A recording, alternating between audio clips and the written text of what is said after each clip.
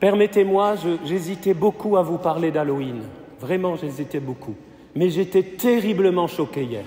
Épouvantablement choqué. Alors je sais que je ne vais pas me faire des amis en conclusion de cette homélie, mais tant pis. Je dois vous dire la vérité.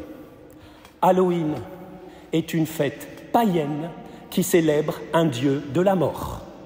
Comment des catholiques peuvent laisser leurs enfants et eux-mêmes encourager la célébration de la mort? Ce n'est pas parce que tout le monde le fait.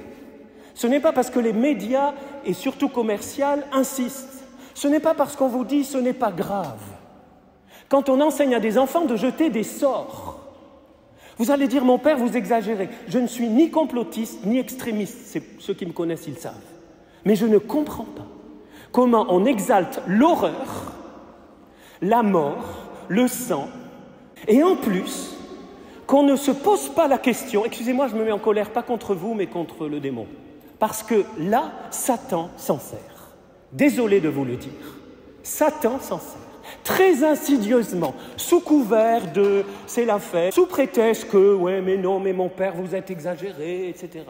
Je ne suis pas du genre à dire parce qu'on regarde Harry Potter, on va être possédé. Non, je ne suis pas du tout ce genre-là. Moi-même, j'ai regardé Harry Potter. Non, c'est pas ça. Mais exalter, se déguiser, et exalter la mort et l'horreur dans une fête qui est païenne, les amis. Alors c'est là où il faut choisir. Ou je choisis Jésus qui est la vie, et je le choisis dans toute ma vie, ou je transige avec des faux dieux et avec des fêtes païennes. Il faut choisir. On est libre de choisir. Je ne juge personne parce que je sais que dans ceux qui écouteront sur Internet ou ceux qui sont dans cette cathédrale, hier, en plus il commence 3 jours avant maintenant, vous avez peut-être déguisé vos enfants et tout parce que ça se fait. Ça ne veut pas dire qu'il faut aller voir un exorciste. Ne me faites pas dire ce que je n'ai pas dit. Vous l'avez peut-être fait de façon, voilà, ludique et tout. Et c'est vrai que c'est pas facile à dire à ses enfants, tous tes copains font ça, ben non, nous, on est disciples de celui qui est la vie. Mais ils apprennent par cœur des sorts, ils jettent des sorts. Mais c'est pas, même si c'est un jeu, les amis, tout le monde sait, vous avez peut-être fait tourner les tables quand vous étiez adolescent ou invoqué l'esprit des morts. Moi, je l'ai fait quand j'étais adolescent. Parce que c'est attirant. Tout ce qui est ténèbres attire, séduit, c'est le séducteur. Alors je vous en supplie, si vous voulez être des vrais catholiques, des vrais chrétiens, même pas catholiques, ça c'est chrétiens, protestants, enfin, des vrais chrétiens, faites barrage à Halloween. Arrêtez, ne sacrifions pas à ces espèces de modes. Ça s'était calmé il y a quelques années, et alors hier c'était la folie. Hein. Non mais arrêtons. Pardonnez-moi, je ne voulais pas vous en parler, mais si je n'en parle pas, j'en rendrai compte devant Dieu. Encore une fois, ne me faites pas dire ce que je n'ai pas dit. Je ne dis pas que c'est un gros péché mortel, qu'on va en enfer, qu'on fait le jeu du diable et tout. Je ne dis pas ça directement. Mais je dis qu'on donne des prises. On insinue, on donne à nos enfants, en plus la violence, l'horreur par les temps qui courent, avec l'actualité ici en France et dans le monde. Pardonnez-moi, je suis peut-être vieux jeu, 63 ans, peut-être je suis vieux jeu. Mais j'essaie de réfléchir, de raisonner, je me dis, mais moi si j'étais papa, mais je me dirais, mais non. Et j'expliquerai à mes enfants pourquoi. Et ça ne sera pas facile. Hein. C'est comme l'usage des téléphones portables. Hein. C'est pas facile d'expliquer aux enfants qu'on n'est pas obligé d'avoir un portable à 4 ans ou 5 ans, ou même 8 ans, alors que tous les copains ils l'ont à l'école.